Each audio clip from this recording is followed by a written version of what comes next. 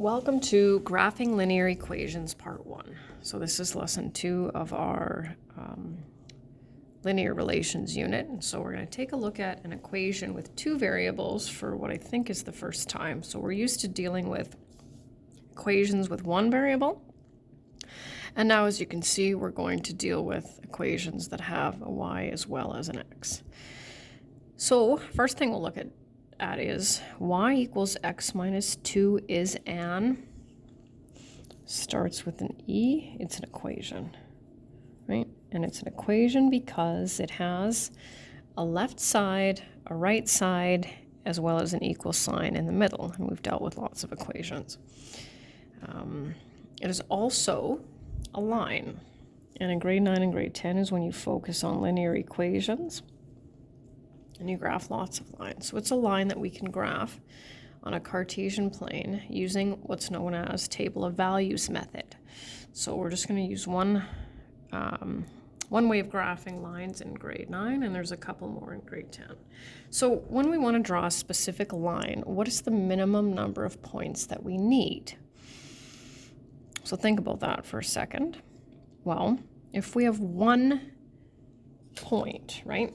So 1 point, I'll just do this, okay? How many lines can you make from that 1 point? Well, infinite, right? 1, 2, right, 3, and you can see that. So that's not gonna work. How many do we need? We need 2, right? So think of any 2 points. Let's go back to here. 1, 2, well, right? There's a specific line. Not well drawn, but there it is. So we need 2 points in order to draw a line. But what we're going to do, just in case we make a mistake, is we're going to use 3 points.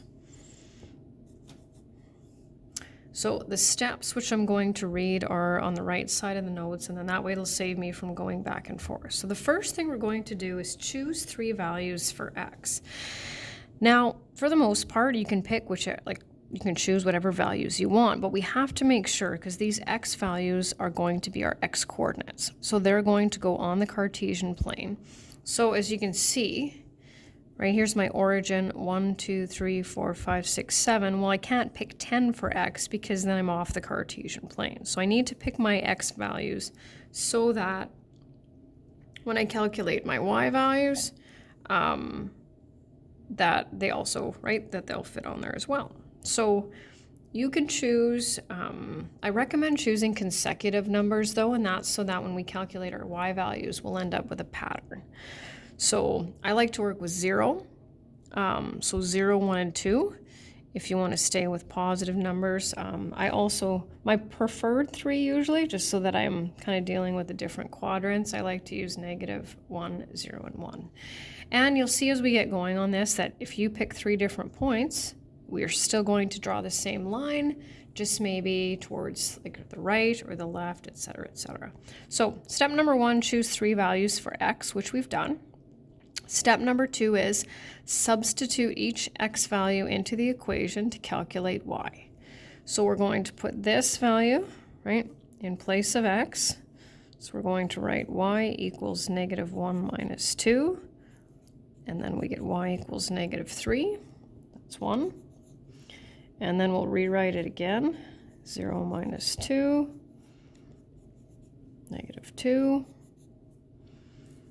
and a third time with 1 minus 2. And you can see already, right, that we're getting a pattern.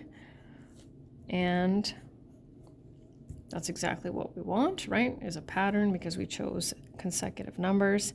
Step number 3 says write as ordered pairs. So -1, -3.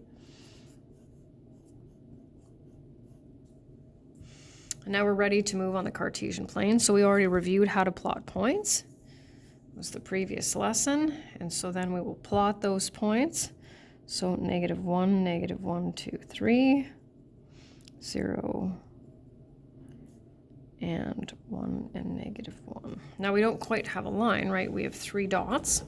So we need a straight edge, rulers preferred, straight edge.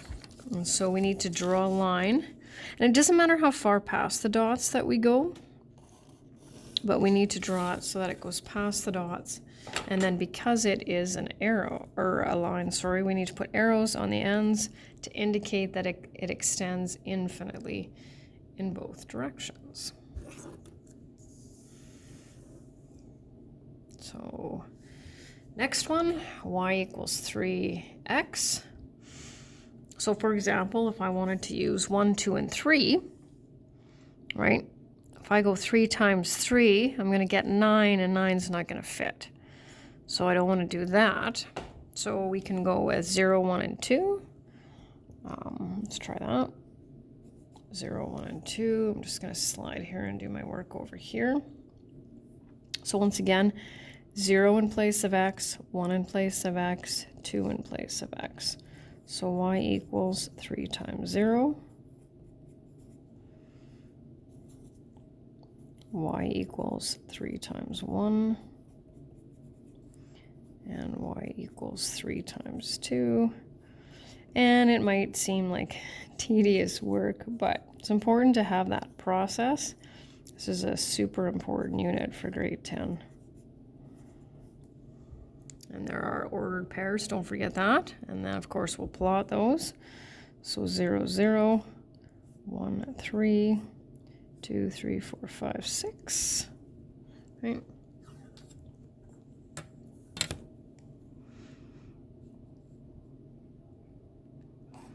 Past, right? And so what happens if I was going, let's just say I had used -1, 0, and 1, well, what that would mean is that I'd have this one, and this one instead, right? But still the same line. And the last one that we're going to do for practice. So now we've got a negative coefficient here. So I'm going to go back to my favorite 3. Tuck my work over here on the side. So I need that step that shows me that you understand that you're substituting each value for x in place of that variable, right? Now, you can write 2 plus 1 if you like, but I don't need that, right? 2 plus 1 is 3. You can go right to that step. So I need that substitution step as well as the, of course, answer for y. And one more. So if you ever end up drawing a triangle, let's say, instead of a line, well, then there's a mistake. These are all linear. -1, 1, 2, 3, 0 and 1, and 1 and -1. Oh, no, that was 1 and -2. There we go.